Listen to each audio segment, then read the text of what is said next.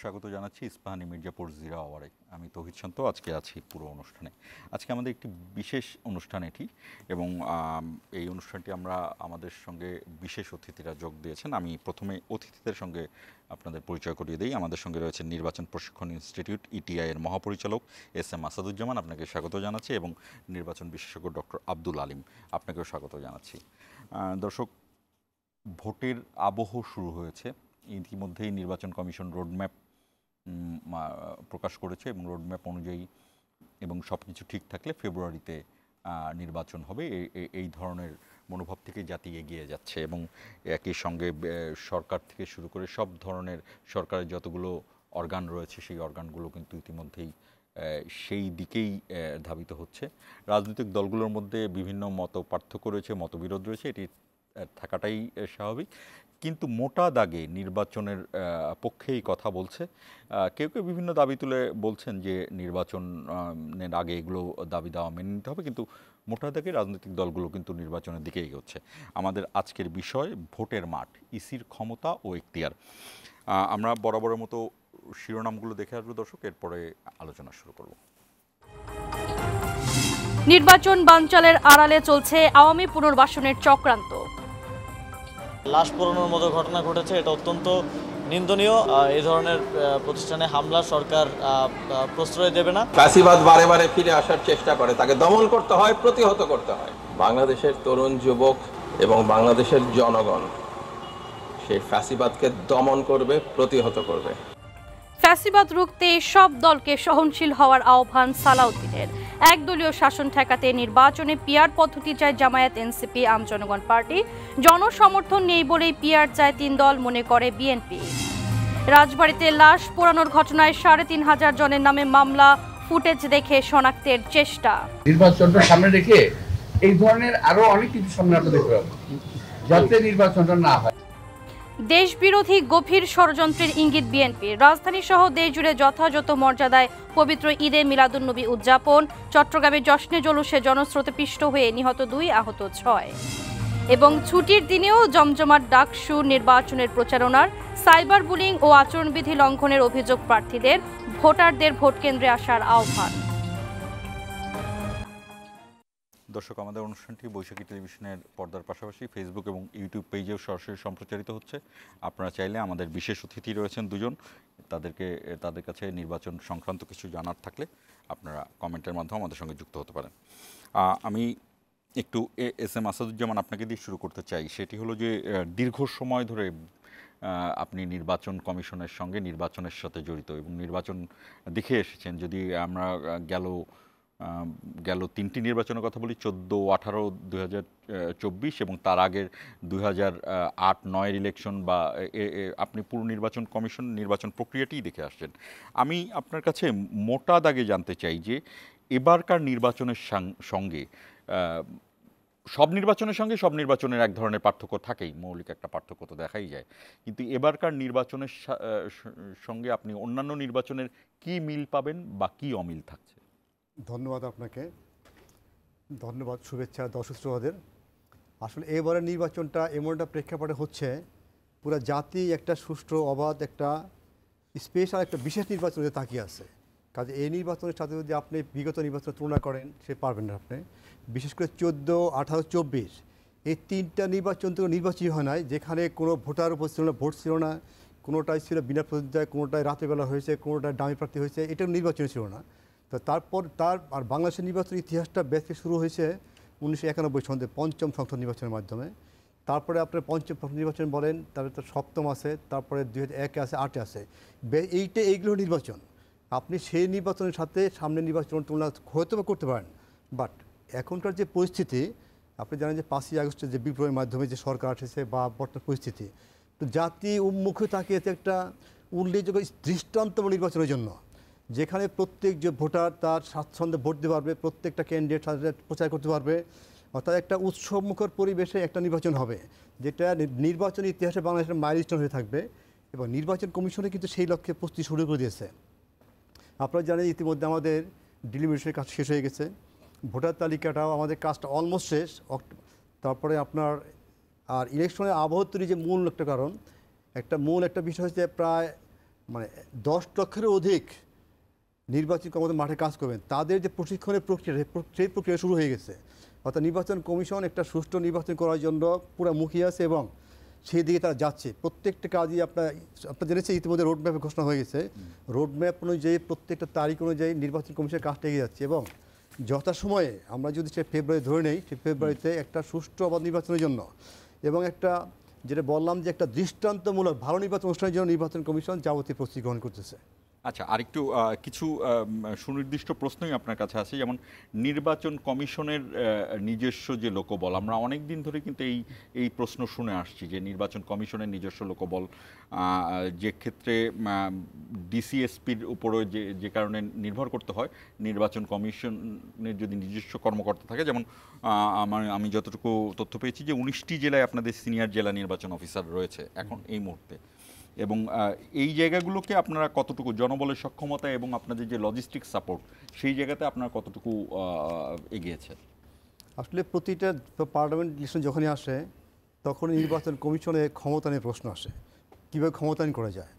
নির্বাচন কমিশনের অনেক ধরনের ক্ষমতায়ন আছে, আপনার আইনি ক্ষমতা বলেন, ফাইন্যান্সিয়াল বিষয় বলেন বা জনবলের বিষয় যেটা আছে, বাট নির্বাচন কমিশনের হ্যান্ডস কারা, এটা নির্বাচন কমিশনে যারা অফিসার আছে মাঠ পড়ে তারাও নির্বাচন কমিশনের হ্যান্ডস। তাদের যদি আপনি ক্ষমতা না করেন, আপনি যারা বাইরে থেকে আসে, ইলেকশন একটা জাতীয় বিষয়, সেখানে সবাই দায়িত্ব পালন করবে, বাট ইলেকশনে মাঠ পর্যায়ে যারা আছে ইলেকশন কমিশনের জনবল, তাদেরকে যদি আপনি ক্ষমতা না করেন তাহলে বেসিক্যালি নির্বাচন কমিশনের ক্ষমতায়ন হবে না। এক্ষেত্রে আপনার মানে ইলেকশন কমিশনে একজন অফিসার জিজ্ঞেস করেন আপনি কিসের চাকরি করেন, সে নির্বাচন কমিশনে চাকরি করেন, এটা তো হওয়ার কথা না। এই জন্যই আমরা চাচ্ছি একটা নির্বাচন সার্ভিস, যেটা নির্বাচন কমিশন সার্ভিস করলে পরে মানে বলতে হবে যে একটা কোথায় কাজ করে, এটা ইলেকশন কমিশন সার্ভিসে কাজ করে, এটা কিন্তু বাংলাদেশে আছে, যে জুডিশিয়াল সার্ভিস কমিশন আছে, ইভেন আমাদের যে এখানে সংস্কার কমিশন যে রিপোর্ট, যেটা নির্বাচনী সংস্কার কমিশনের রিপোর্ট, সেই কমিশনে কিন্তু সাজেস্ট করেছে যে একটা নির্বাচন অফিসার সার্ভিস তৈরি করার বিষয়ে। এর বাইরে অনেকটা বিষয় আছে আপনার, যে আপনি বলেন যে 19টা জেলায় মাত্র এই সিনিয়র জেলা অফিসার।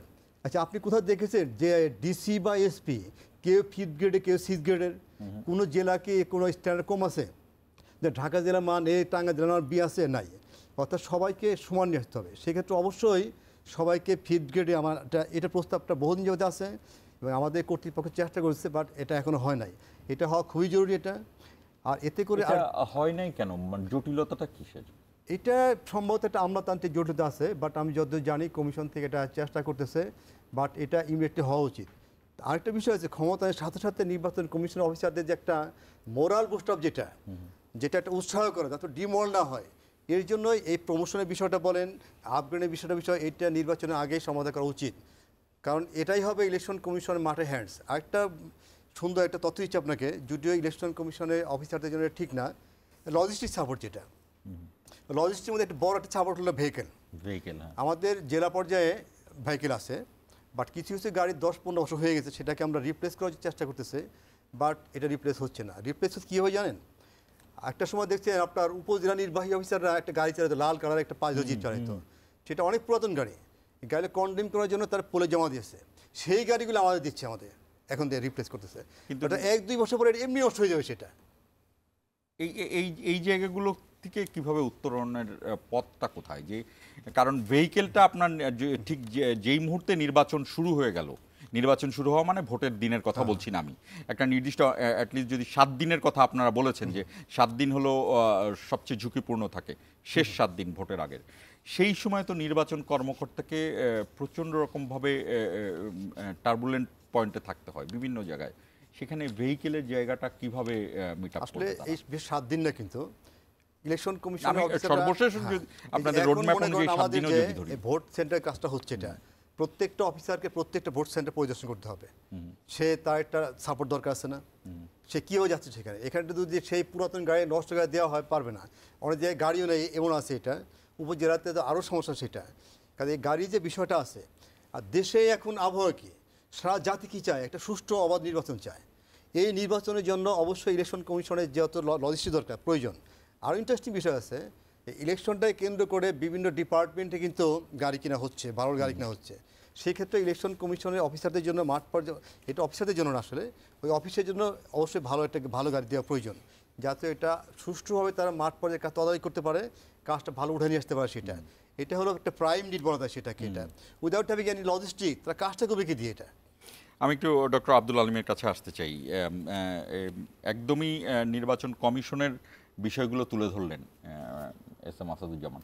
আমি একটু আপনার কাছে জানতে চাই যে চ্যালেঞ্জটা কি এবার, এই যে কথাগুলো উনি বললেন সেগুলোর সাথে লজিস্টিক্স সহ যা আমাদের আছে এখন, যেমন ধরেন আমরা এবার গত 3টি নির্বাচনের পরে এবার আশা করা হচ্ছে যে ভোট কেন্দ্রে মানুষের ঢল নামবে, সেরকম একটা প্রস্তুতি নিচ্ছে নির্বাচন কমিশন সহ সবাই, এবং রাজনৈতিক দলগুলোও সেভাবেই চিন্তা করছে। এই যে মানুষের এই উৎসাহ উদ্দীপনার মধ্যে তো সাধারণত সমস্যা সবসময়ই থাকবে, সংকট থাকবে, সংশয় থাকবে, সেই জায়গাতে আপনি কোন চ্যালেঞ্জগুলোকে এগিয়ে যাচ্ছেন? ধন্যবাদ। আমার কাছে মনে হয় আগামী নির্বাচনে সবচেয়ে বড় যে চ্যালেঞ্জটা হবে সেটা ইলেকশন কমিশনও স্বীকার করেছে যে ইতিহাসের সবচেয়ে ঝুঁকিপূর্ণ ইলেকশন। এটা বোধহয় গত 15 দিন আগে ইলেকশন কমিশন প্রশিক্ষণের কোনো একটা প্রশিক্ষণ একটা সময় একজন কমিশনার বলেছেন যে ইতিহাসের সবচেয়ে ঝুঁকিপূর্ণ কেন্দ্র ইলেকশন হবে। এবং আমি বোধহয় এই কথাটা আরও 6 মাস আগের থেকে বিভিন্ন টেলিভিশনে পত্রপত্রিকায় বলে আসতেছি যে আগামী নির্বাচনটা ঝুঁকিপূর্ণ হবে, যেহেতু একটা বাংলাদেশের সবচেয়ে পুরনো পলিটিক্যাল পার্টি ইলেকশনে থাকছে না, থাকতে পারছে না, আমরা যেভাবে বলি না কেন, এবং তারা কিন্তু চুপ করে থাকার মতো কোনো দল না। এবং আমরা এই যে আপনি শুরুর আগে যে নিউজগুলো দেখালেন, বিভিন্ন পলিটিক্যাল পার্টির নেতারা কিন্তু দাবি করতেছিল যে দেশীয় আন্তর্জাতিক বিভিন্ন উদ্যোগ আছে নির্বাচনটাকে বানচাল করার জন্যে। তো আমরা যে আগে যে কেয়ারটেকার সরকারের সময় নির্বাচনগুলো হয়েছে 4টা নির্বাচন, এরকম কিন্তু কোনো উদ্যোগ কিন্তু ছিল না, বানচাল করার কোনো প্রচেষ্টা ছিল না, কিন্তু এবার সেই উদ্যোগগুলো আছে। এই জন্যে আগামী নির্বাচনটা খুবই ঝুঁকিপূর্ণ হবে।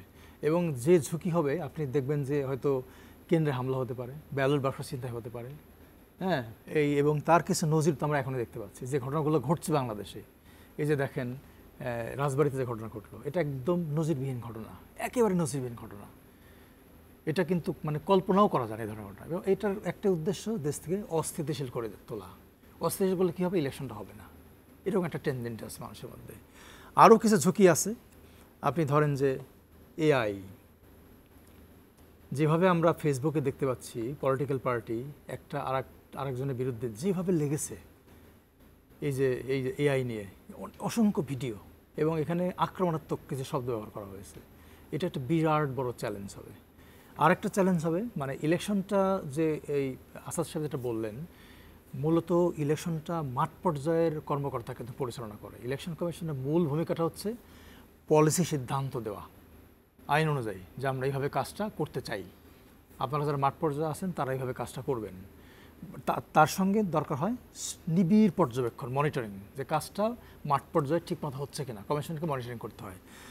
তো এখন জিনিসটা হচ্ছে এখনও কিন্তু কিছু আলোচনা আছে। আপনি দেখেন পত্রপত্রিকায় যে এই যারা 15-16 বছর ক্ষমতায় ছিল তাদের কিছু লোক এখন পর্যন্ত প্রশাসনের বিভিন্ন জায়গায় আছে, তারা হয়তো সুযোগ পেলেই আপনি দেখবেন যে মাথা চাড়া দিয়ে উঠছে। এটাও একটা বড় চ্যালেঞ্জ হতে পারে।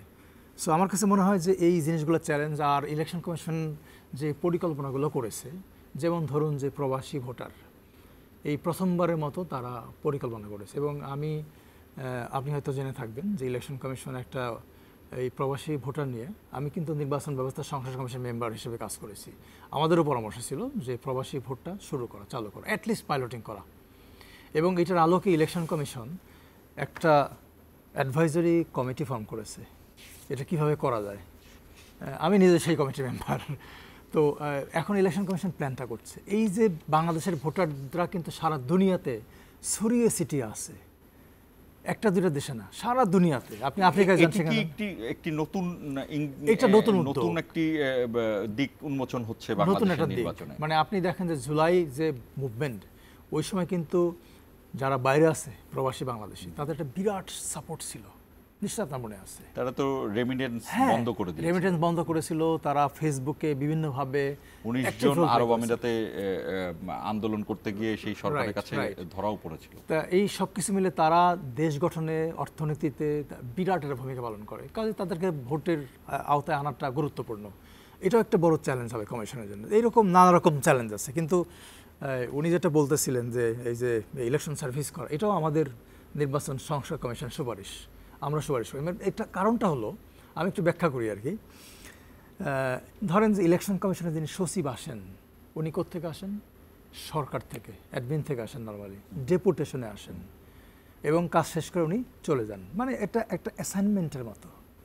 উনি এক বছর, কিন্তু উনি তো বুৎপত্তিগতভাবে ইলেকশন নিয়ে ছোটবেলা বলতে একটা জায়গা থেকে কাজ শুরু করা আর কি, স্টার্টিং থেকে কাজ শুরু করে আসেননি। সেটা তো একটা আছেই, ওটা একটা দিক। আর একটা দিক হচ্ছে আপনি যখন পলিটিক্যাল গভর্নমেন্ট যখন তাকে পাঠাবে এখানে, তার মধ্যে একটা এজেন্ডা থাকতে পারে। আমি বলছি না সবার মধ্যে আছে, এজেন্ডা থাকতে পারে। যে উনি একটা এজেন্ডা নিয়ে, মানে যে সরকার ক্ষমতা আছে তার একটা এজেন্ডা নিয়ে কমিশনে আসতেছেন, এজেন্ডা বাস্তবায়ন করে আবার চলে যাচ্ছেন, এবং তারপর ওনাকে পুরস্কার দেওয়া হচ্ছে। এরকম উদাহরণ বহুত আছে, আপনি ঘেটে ঘেটে দেখেন।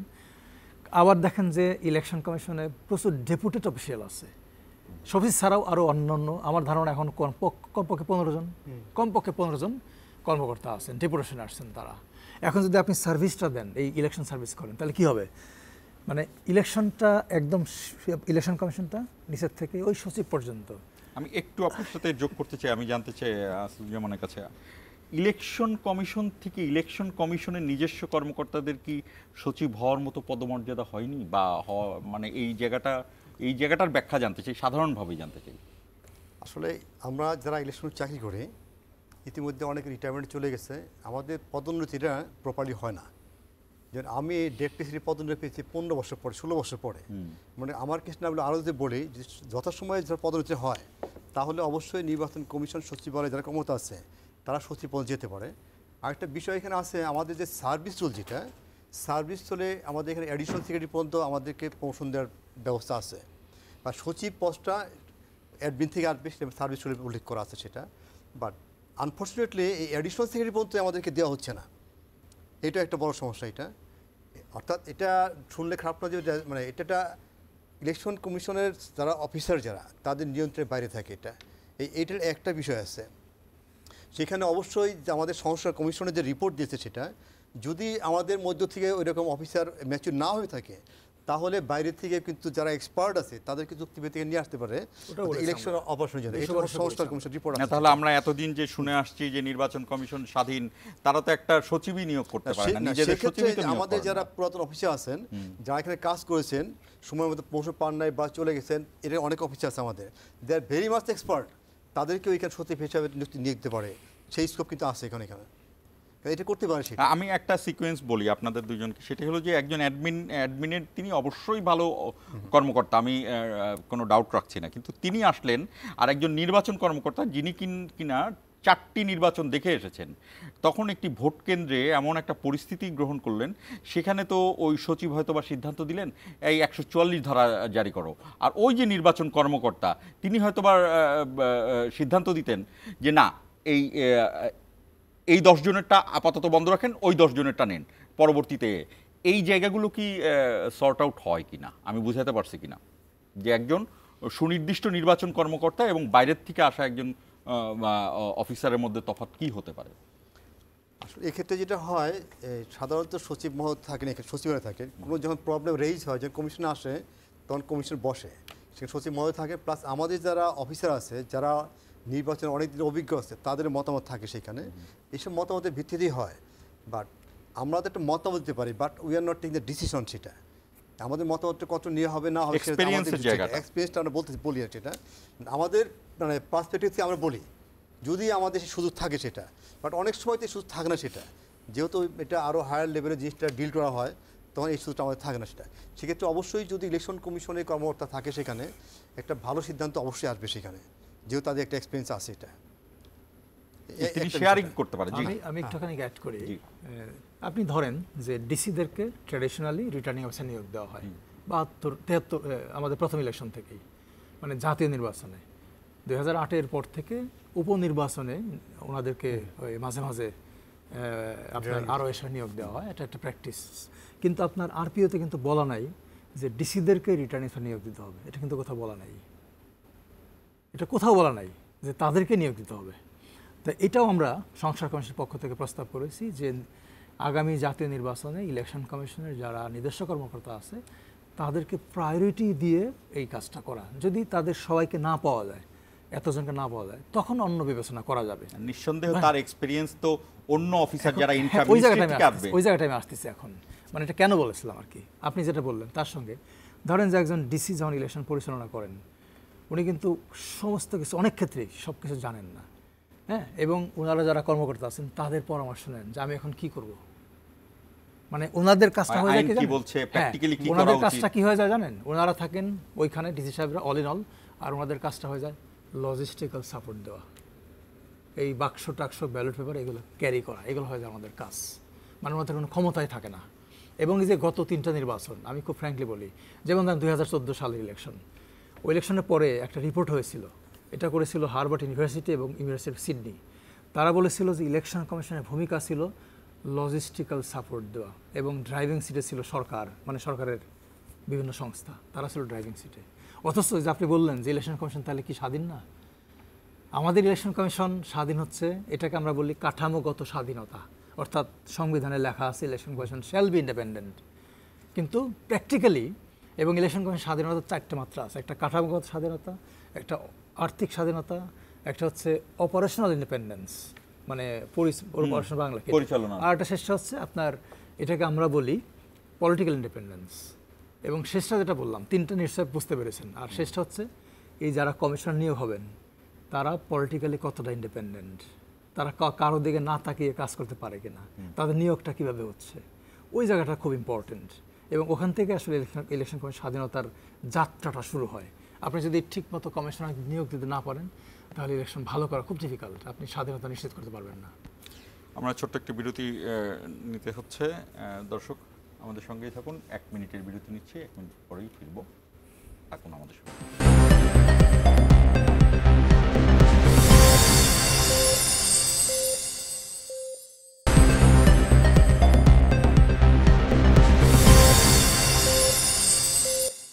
দর্শক আবার স্বাগত ইস্পাহানি মির্জাপুর জিরো আওয়ারে। আমাদের অনুষ্ঠানটি সরাসরি সম্প্রচারিত হচ্ছে বৈশাখী টেলিভিশনের পর্দার পাশাপাশি ফেসবুক এবং ইউটিউব পেজেও। আপনারা চাইলে কমেন্ট করে আমাদের সঙ্গে যুক্ত হতে পারেন, আপনাদের কিছু জানার থাকলে সেটিও জানতে চাইতে পারেন।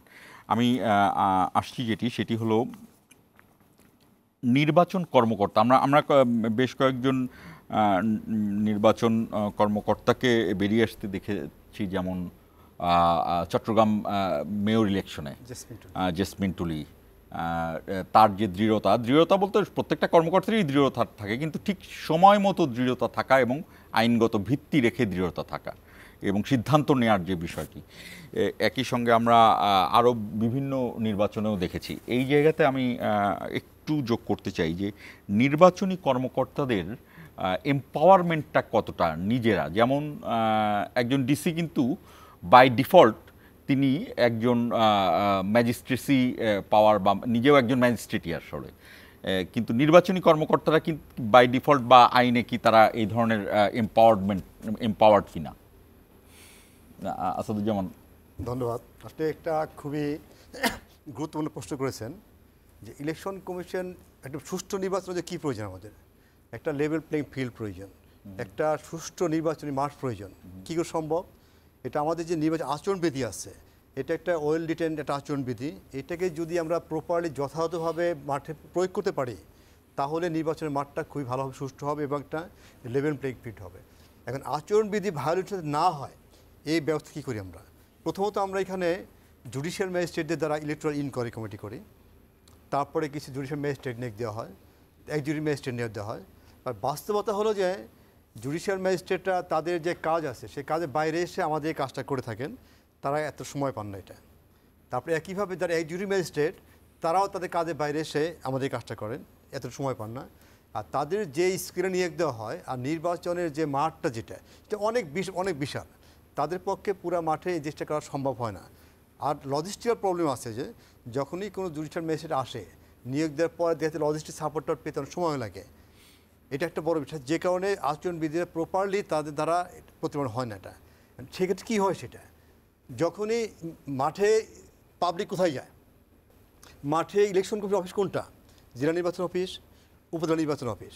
যখনই যার কোনো প্রবলেম হচ্ছে, আচরণবিধি ভঙ্গ বলেন বা নির্বাচনে যে কোনো ধরনের সমস্যা হলে যাচ্ছে হলো নির্বাচন অফিসে। ওই জেলা নির্বাচন অফিসের কাছে যাচ্ছে, উপজেলা নির্বাচন অফিসে যাচ্ছে। মনে করেন কেউ একটা আচরণবিধি লঙ্ঘনের অভিযোগ নিয়ে আসছে, ইনস্ট্যান্টলি এর সমাধান করা দরকার। অথবা একজন জেলা নির্বাচন অফিসার যাচ্ছে, তার সামনে আচরণবিধি ভঙ্গ হচ্ছে, সে হয়তো তাৎক্ষণিকভাবে কোনো ম্যাজিস্ট্রেট রিস্ক চেষ্টা করলো, কিন্তু তাকে পাচ্ছে না বা আসতে দেরি হচ্ছে, সে তখন কী করবে? এই সময় যদি সে এই আচরণবিধি ভঙ্গের এটা কার্যকর ব্যবস্থা না নেয়, তাহলে ইলেকশন কমিশনের প্রতি মানুষের একটা অনাস্থার সৃষ্টি হবে। এই জন্য কী প্রয়োজনটা হলো ইলেকশন কমিশন অফিসারদেরও, যেটা আমরা বলি একটা ইলেকট্রাল ম্যাজিস্ট্রেট পাওয়ার থাকা দরকার। ইলেকট্রাল ম্যাজিস্ট্রেট পাওয়ার থাকলে সে তাৎক্ষণিকভাবে এই জিনিসটা যখন ঠিক করতে পারে, সমাধান করতে পারে, তখন মানুষের ইলেকশন কমিশনে আস্থা বাড়বে। একই সাথে আচরণবিধি ভায়োলেশনের যে প্রবণতাটা, সেটা অনেক কমে যাবে এবং একটা ফেয়ার মাঠ হবে। অর্থাৎ আমরা জানি যে আচরণবিধি ভায়োলেশন যদি কন্ট্রোল করতে পারি, ইলেকশনের মাঠটা খুবই শান্তিপূর্ণ হবে। এর জন্য ইলেকশন কমিশন অফিসারদের আমরা যেটা বলি সীমিত আকারে হলে একটা ম্যাজিস্ট্রেসি পাওয়ার দেয়। আমি আব্দুল আলমের কাছে এই বিষয়ের একটি ব্যাখ্যাই জানতে চাই, সেটি হলো যে ইলেকশন বা নির্বাচনটি কিন্তু খুব অল্প সময়ের মধ্যে কিন্তু বিশাল চাপের কাজ। এটিকে আমরা যেমন নিউজ যেমন পড়ি, যে নিউজটা আমরা খুব 2 মিনিটের মধ্যেই নিউজটা ধরাতে হবে, অর্থাৎ হয়তোবা আমি 20 ঘন্টা বসে আছি, কিন্তু ওই 2 মিনিটই আমার ব্রেনটাকে সেই প্রেশারটা নিতে হবে। নির্বাচনটিও কিন্তু এরকমই একটি বিশেষায়িত কাজ। এখন যে অফিসার বা যে কর্মকর্তা সাধারণভাবে 2 গ্রুপের মধ্যে এক ধরনের মারামারি লেগেছে, আর নির্বাচনের মাঠে 2 গ্রুপের মধ্যে মারামারি লেগেছে, 2 মারামারি কি এক কিনা, এবং 2 মারামারির যে বিচারিক বা সিদ্ধান্ত দেওয়াটা, সেই জায়গাটাতে কিভাবে সিদ্ধান্ত নিতে হয়, এটা কি বিশেষায়িত কিনা? আমি বোঝাতে নিঃসন্দেহে, কিন্তু আমি এটার আগে আমি আর 2-একটা জিনিস একটু বলি। আপনি যেটা প্রশ্ন করেছিলেন যে এমপাওয়ার্ড কিনা ইলেকশন কমিশন, এই ক্ষমতার সঙ্গে আরও কিছু জিনিস লাগবে। এটা হচ্ছে প্রপার ট্রেনিং, মানে উপযুক্ত প্রশিক্ষণ লাগবে। প্রশিক্ষিত মানুষের স্কিল ডেভেলপমেন্ট করে, তাদেরকে ক্ষমতায়িত করে। হ্যাঁ, ধরেন একজন প্রিজাইডিং অফিসার, অনেকে আছে তারা তাদের ক্ষমতা সম্পর্কে জানেই না যে কি করতে হবে। এই যে আপনি যেটা বললেন যে মারামারি হলে কি করবে, 2টা মারামারি কিন্তু এক না। সেটা তো আমি আগে স্বীকার করলাম, আগে বলে নিলাম। এখন এই মারামারিটা হলে কি হবে, বা ওখানে পুলিশের ভূমিকাটা কি? অনেক পুলিশই জানে না যে নির্বাচনে ভায়োলেন্স হলে সহিংসতা আমি কি করব, এটা জানেন না তারা। কাজেই এইটার একটা বড় জিনিস হচ্ছে প্রশিক্ষণ। ওইরকমভাবে মানে উনি তো ইটিআর পরিচালক, মহাপরিচালক এখন, মানে একটা প্ল্যান, আমি তো 5 বছর নির্বাচন কমিশনে ছিলাম, একটা প্ল্যান ছিল জাতিসংঘের পক্ষ থেকে, মানে যেটা আমি লিড করতাম, যে এই যে ইলেকট্রাল ট্রেনিং ইনস্টিটিউট, এটাকে সেন্টার অফ এক্সেলেন্স করা প্রশিক্ষণের ক্ষেত্রে, মানে এমন একটা প্রতিষ্ঠান হবে যে মানে এরকম শক্ত অফিসার সব এখান থেকে তৈরি হয়ে আসবে, যারা এই যত কিছু থাকুক সব কিছু কন্ট্রোল করতে সমর্থ, তাদের স্কিলটা এরকম হয়। আরেকটা জিনিস আসাদ ভাই বলছে, আমি আরেকটু অ্যাড করি। আপনি ধরেন যে বাংলাদেশে ভোট কেন্দ্র কতগুলো? 45,000-এর মতো এখন, তাই না? আর এই যে ম্যাজিস্ট্রেট নিয়োগ হয় কত? 2,000-এর মতো, 2,000 এরকম। তার মানে আপনি যদি ভাগ করেন, একজন ম্যাজিস্ট্রেটের ঘাড়ে পড়ে 20-22টা কেন্দ্র এভারেজ, তাই তো? এটা সম্ভব তার পক্ষে করা? পসিবল? কাজে এটার যৌক্তিকতাটা কোথায় আমাদেরকে বুঝতে হবে এই জিনিসটা। আর একটা ভায়োলেন্স যদি লাশ যদি পড়ে, এই যে এটা কিন্তু আমরা সব সময় দেখি, কমিশন যেটা বলে যে নির্বাচনে যে আইন শৃঙ্খলা দেখার দায়িত্ব এটা কমিশনের না, এটা সরকারের দায়িত্ব, মানে বিভিন্ন বাহিনীর দায়িত্ব, পুলিশ, র্যাব, বিজিবি, মিলিটারি থাকে তাদের দায়িত্ব। হ্যাঁ, এবং এটা আরপিওর সংজ্ঞাতে ওই যে মানে আইন শৃঙ্খলা রক্ষা বাহিনীর একটা সংজ্ঞা আছে। এবার আমরা সেনাবাহিনীকে আমরা পরের পার্টে আরো বিশদ আলোচনা করব। আমি আমাদের একটা বিশেষ রিপোর্ট বানানো হয়েছে, আমরা একটু সেটি দেখে আসবো, দেখে এর পরের আলোচনাটা শুরু করব।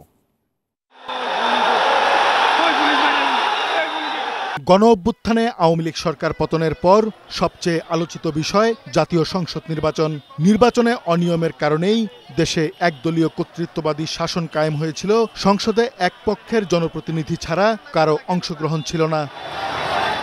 বাংলাদেশে যে কয়টি গ্রহণযোগ্য নির্বাচন হয়েছে, এর মধ্যে 1991-এর নির্বাচন অন্যতম। সেই নির্বাচনে মাত্র 31% ভোট পেয়েও সরকার গঠন করেছিল বিএনপি, অর্থাৎ 69% ভোটারের ভোটের প্রতিফলন হয়নি সরকার নির্ধারণে। এমন বাস্তবতায় নির্বাচন ব্যবস্থার আমূল পরিবর্তন চায় জামায়াতে ইসলামী, জাতীয় নাগরিক পার্টি ও বাংলাদেশ আম জনগণ পার্টি সহ কয়েকটি রাজনৈতিক দল। ইয়ারটা আরো মোর ডেমোক্রেটিক করবে ইলেকশনটা। এখন বিদ্যমান সিস্টেমে যে ভোট পচে যায়, এই ভোট পচার পক্ষপাতটা বন্ধ হবে। সংখ্যানুপাতিক পদ্ধতিতে ব্যক্তিকে ভোট দেবে না, দলকে ভোট দেবে। ব্যক্তির স্বার্থ যখন নির্বাচনে থাকে না, তখন কালো টাকা পেশি শক্তির যে কুফল, এটা থেকে নির্বাচনটা রেহাই পেল কিছুটা। অনেক লোকের পাওয়া যায় বলে কি যে ভোট দেবো কেন, ভোট দিয়ে লাভ কি, আমার ভোট তো কাউন্ট করা হয় না। তাদের ভোটের অধিকারকে তাদেরকে যদি সন্তুষ্টি দিতে হয় তাহলে আমি মনে করি পিআর পদ্ধতির প্রয়োজনীয়তা আছে। পিআর পদ্ধতিতে কিন্তু সঠিক লোকরা কিন্তু সংসদে যাবে। তারা বলছেন পিআর পদ্ধতিতে নির্বাচন হলে সংসদের সকল মতের প্রতিনিধিত্ব নিশ্চিত হবে। রক্তক্ষয়ী যে অভ্যুত্থানটা হলো, এইটার আশা আকাঙ্ক্ষা প্রতিফলন ঘটতে পারে একমাত্র পিআর পদ্ধতিতে আমি মনে করি। আগের সিস্টেমে নির্বাচন করলে তাহলে আর কষ্ট করে স্বৈরাচারী সরকার দৌড়ানোর কোনো দরকারই ছিল না। যদি আগের সিস্টেমে যদি হয়, আমি মনে করি যে স্বৈরাচারী সরকার তৈরি হওয়ার একটা সুযোগ তৈরি হয়ে আছে। প্রত্যেকটা ভোটের মূল্যায়ন হচ্ছে, ছোট বড় সব দল আনুপাতিক হারে পার্লামেন্টে সিট পাচ্ছে। আর যেন এখানে কোনো স্বৈরাচার তৈরি না হয়, রাষ্ট্রপতি প্রধানমন্ত্রী ক্ষমতার ভারসাম্য, কর্তৃত্ববাদী শাসন, মানুষ ক্ষমতায় এসে যেন দাম্ভিক না হয়ে বসে, এই জন্য পিআর পদ্ধতির ব্যাপারে আমরা বলছি। বিএনপি মনে করে জনসমর্থন নেই এমন দলগুলোই পিআর পদ্ধতির ভোট চায়। জামাত পুরনো রাজনৈতিক দল, তারা সবসময় সামরিক শাসনের পক্ষে থাকে, তো তাদের মনে এটা ধরলো যে ঠিক আছে, এটা একটা, আমরা যেহেতু যেতে পারবো না জনগণের ভোটে, তার চেয়ে নির্বাচন না হলেই ভালো, সুতরাং তারা পিআরের পক্ষে জোরদার দাবি জানালো, বক্তব্য শুরু করলো। নতুন একটি দল বর্তমান সরকারের ইঙ্গিতেই গঠন করা হয়েছে, এনসিপি, তারাও এটা লুফে নিল। আরও ছোট ছোট দল, যাদেরকে রাজনীতির ভাষায় কেউ বলে হুন্ডা পার্টি, কেউ বলে ফক্সওয়াগন পার্টি। বিএনপির এই নেতা বলছেন সংখ্যানুপাতিক পদ্ধতির নির্বাচন জন আকাঙ্ক্ষা পূরণ করবে না। জনগণের সাথে কথাবার্তা বলে আমরা সবাই দেখেছি এই পিআর সিস্টেম কেউ বোঝে না, এটা অতীতে কেউ দেখে নাই, সুতরাং তারা একজন ব্যক্তিকে ভোট দিতে ইচ্ছুক।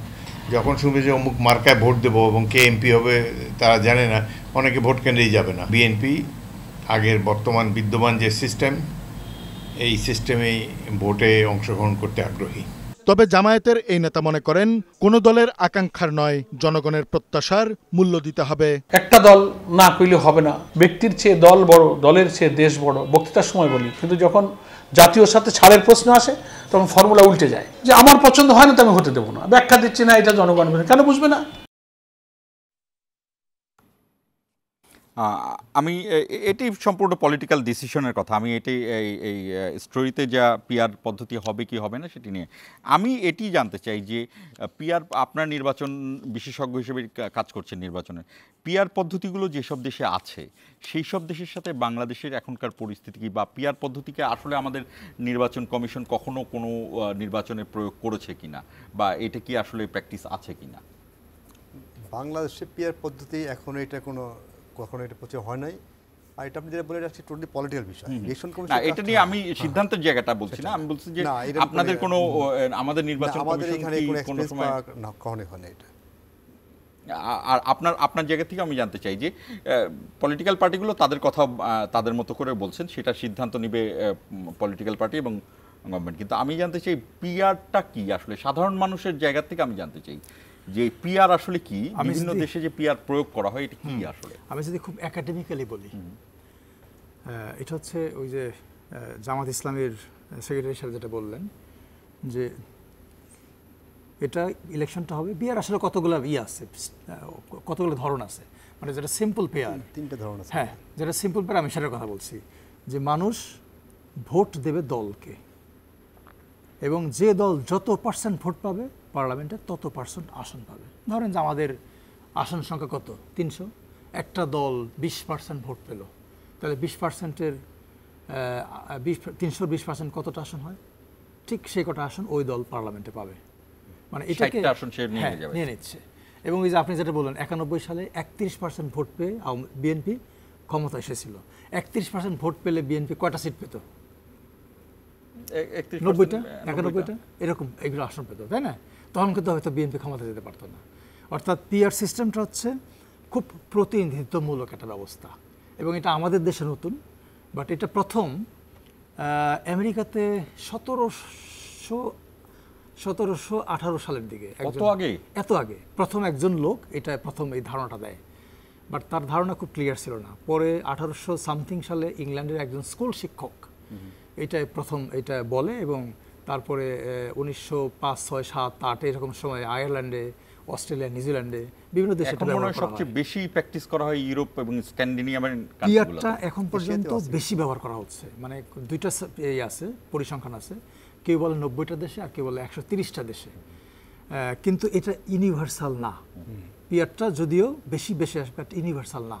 কিন্তু এপিডিবি সিস্টেম অর্থাৎ আমাদের যে সিস্টেমটা, এটা যদিও মানে তুলনামূলকভাবে কম দেশে আছে, বাট এটা ইউনিভার্সাল সিস্টেম এবং এটা বোঝা খুব সহজ, সবাই বুঝতে পারে।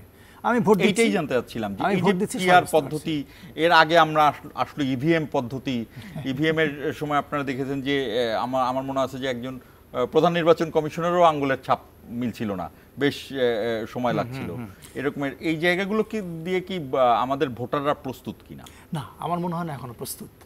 এটা চালু করতে গেলে প্রচুর আলাপ দুইভাবে, আলোচনা, প্রচুর টেকনিক্যালি এবং মেন্টালি। ওইটা লাগবে, দুইটা লাগবে। মেন্টাল জনগণ তো বোঝাতে হবে আগে যে জিনিসটা কি। প্রচুর voter and civic education programme লাগবে, মানুষকে বোঝাতে হবে, এবং তারপরে লাগবে ঐক্যমত, যেটা পলিটিক্যাল ইস্যু। আচ্ছা, আমরা এখন একদম সুনির্দিষ্টভাবে সংস্কার কমিশনের কথা আসবো, যেটা আপনার জায়গা থেকে।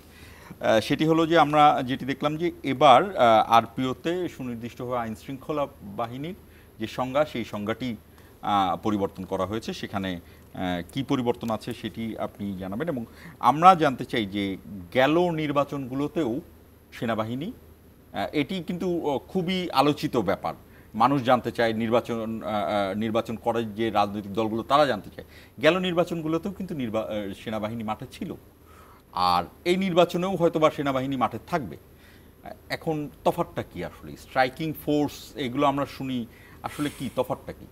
প্রথম কথা হচ্ছে যে বাংলাদেশে যে প্রতিষ্ঠানগুলো ইলেকশনের নিরাপত্তা দেয়, আপনি যদি এটা নিয়ে অনেক সার্ভে আছে, ইন্টারন্যাশনাল প্রতিষ্ঠানের সার্ভে আছে, সব সার্ভে প্রকাশ হয় না, কিন্তু এই সার্ভেগুলোতে দেখা যায় যে এই যে প্রতিষ্ঠানগুলো সবচেয়ে বেশি ট্রাস্ট হলো সেনাবাহিনীর উপরে।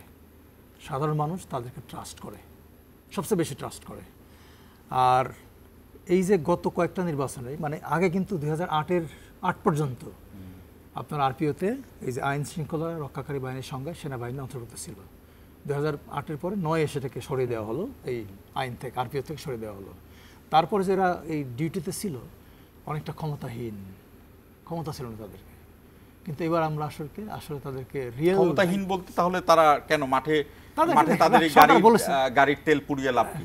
কোনো লাভ ছিল না তাদেরকে, তাদেরকে কেন রাখা হলো? শোপিস মানুষকে দেখানোর জন্য, শোপিস, তাদের রোল ছিল না এরকম কোনো।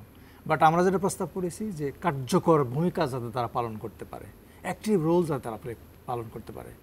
আপনি বাংলাদেশেও তো সেনাবাহিনীর অনেক নির্বাচনে, 8 সালের নির্বাচনে সেনাবাহিনীর বিশাল ভূমিকা আছে। আপনি যে জাতীয় পরিচয়পত্র, সেনাবাহিনীর বিশাল ভূমিকা আছে না?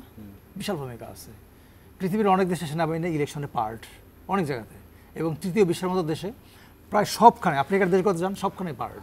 আমি এই বিষয়গুলো আসাদুজ্জামানের কাছেও আসবো। আমি আরও বেশ কিছু আরপিওর মৌলিক আইন নিয়েই আসবো। নিশ্চিত ছোট্ট একটি বিরতি নিতে হচ্ছে। দর্শক, 1 মিনিট পরে ফিরছি, আমাদের সঙ্গেই থাকুন।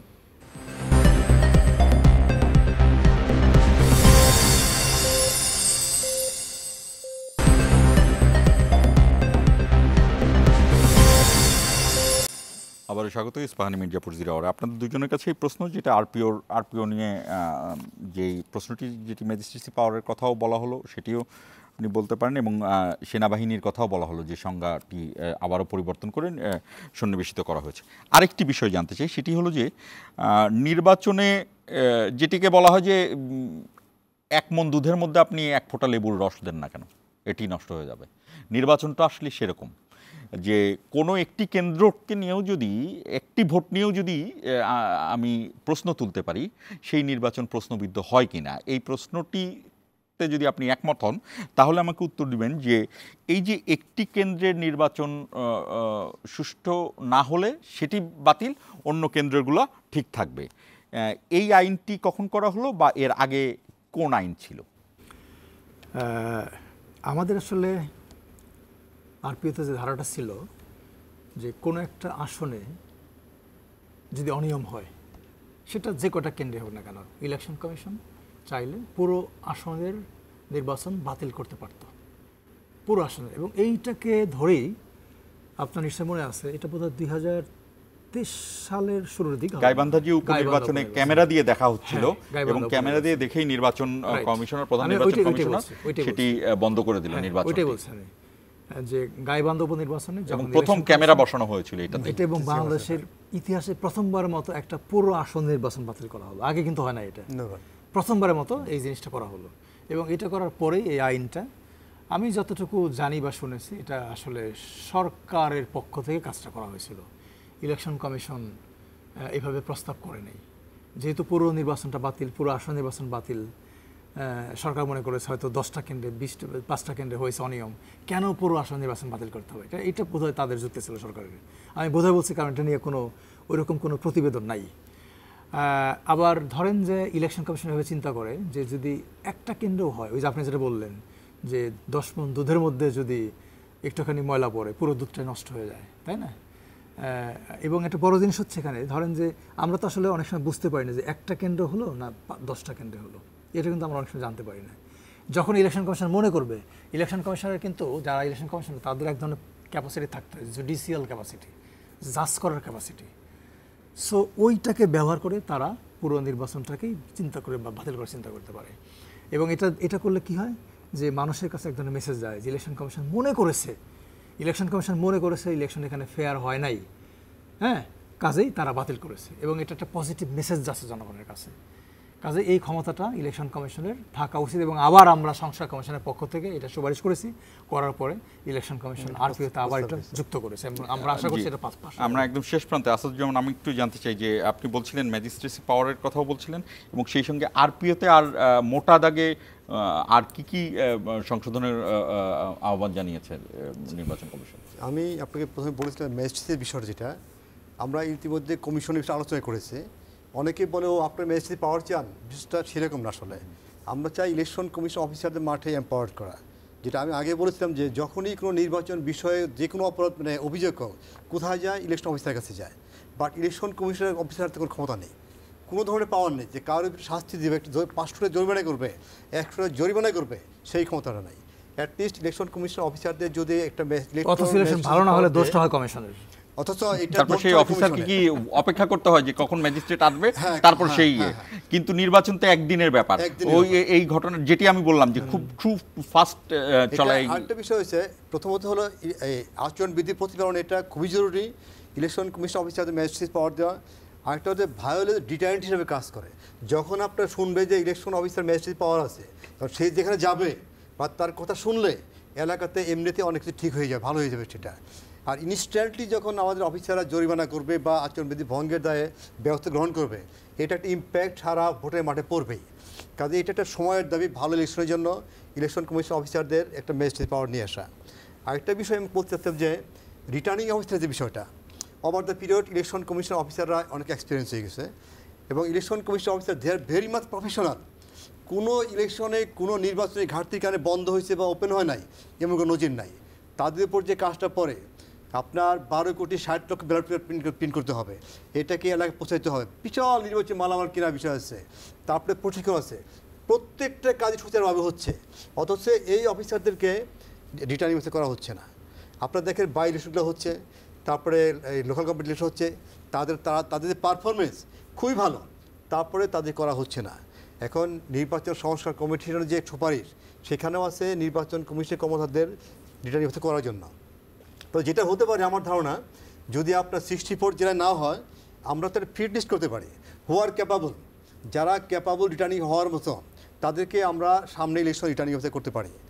একই সাথে মনে হচ্ছে যে একটা জেলাতে যে 8টা আসন থাকে, সেখানে আমরা 4টা ভাগ করতে পারি, সেটা করা যেতে পারে। কিন্তু আর একটা বড় সুবিধা হবে যেটা, মাঠে আপনার বিভিন্ন ডিপার্টমেন্টে বিভিন্ন সার্ভিসে একটা ক্ল্যাশ থাকে, বাট যখন election commission officer returning officer হবে, দেখবেন কোঅর্ডিনেশনটা অনেক ভালো হবে। সেটা এটা একটা বড় কাজের প্রথম জিনিসটাই হলো কোঅর্ডিনেশনটা শেখা। সো আমার ধারণা, আমরা চাই যে সামনে ইলেকশনে আমাদের অফিসারদের আমরা পুরোপুরি না হলেও অ্যাটলিস্ট ফিট লিস্ট করে কিছু অফিসারকে এই রিটার্নিং অফিসের দায়িত্ব দেওয়া উচিত। এতে করে ইলেকশন কমিশনের প্রতি মানুষের ট্রাস্ট বাড়বে, ট্রাস্ট রিবিল্ড হবে, সেটা ইলেকশনটা ভালো হবে। আপনাদের দুজনকেই আমাদের বিশেষ অতিথি ছিলেন আজকে, আপনারা কষ্ট করে এসেছেন, অনেক গুরুত্বপূর্ণ সময় এবং জরুরি সময় যাচ্ছে, তার মধ্যে আমাদের সঙ্গে এসে যোগ দিয়েছেন, এই জন্য আপনাদেরকে অসংখ্য ধন্যবাদ জানাচ্ছি। দর্শক, আমি একটি উদাহরণ দিতে পারি, সেটি হলো যে এই যে 17 বছর একটি সরকার একজন ব্যক্তি ছিলেন, এটির কারণ এমন হতে পারে যে ছোট ছোট বালুকণা গড়ে তোলে মহাদেশ, সেরকম ছোট ছোট শেখ হাসিনা আমাদের মধ্যে থেকে গড়ে একটি বড় শেখ হাসিনা তৈরি হয়েছিল। আপনারা নিশ্চয়ই সেটি জানেন। মাও সেতুং একটি কথা বলেছিল যে যে জাতি যেমন তার নেতাও তেমন হয়। আমি এটার সাথে নির্বাচন কমিশনকে এই কারণেই মেলাবো, যদি নির্বাচন কমিশনের একদম তৃণমূল পর্যায়ের একজন নির্বাচন কর্মকর্তা তিনি যদি মেরুদণ্ড সোজা করতে না পারেন, নির্বাচন কমিশনার বা প্রধান নির্বাচন কমিশনারও মেরুদণ্ড সোজা করে কোনো লাভ হবে না।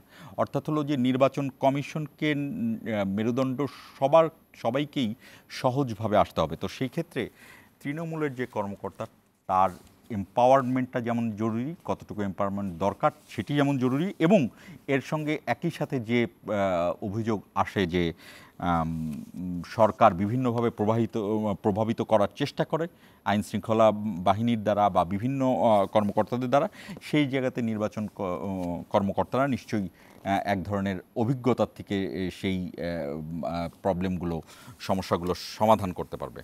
আগামীর যে নির্বাচন, সেই নির্বাচন নিয়ে অনেক বড় স্বপ্ন দেখছে জাতি।